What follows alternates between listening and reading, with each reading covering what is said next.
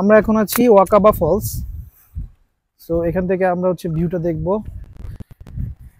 এটা নাকি শিলং এর মধ্যে আরেকটা, শিলং না সরি, চেরাপুঞ্জি আরেকটা ভিউ পয়েন্ট।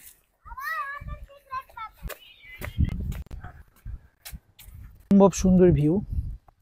এটা আসলে চোখে না দেখলে বিশ্বাস করা যাবে না যে কি সুন্দর, কি সুন্দর ভাই, চোখে না দেখলে বিশ্বাস করা যাবে না।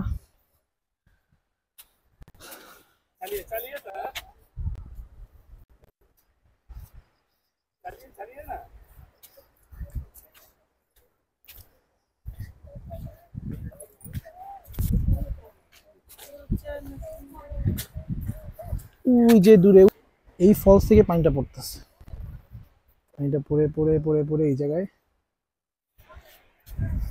যাই আমরা আগে এখানে।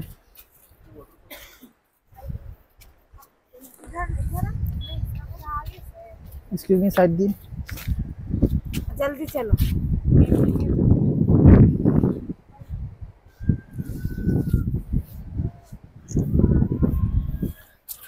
মাহফুজ Hey ভাই, brother, what a view!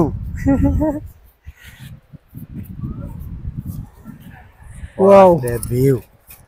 আমরা আছি এখন ওয়াকাবা ফলসে। ভিউটা হচ্ছে অস্থির, ওইদিকে দেখেন।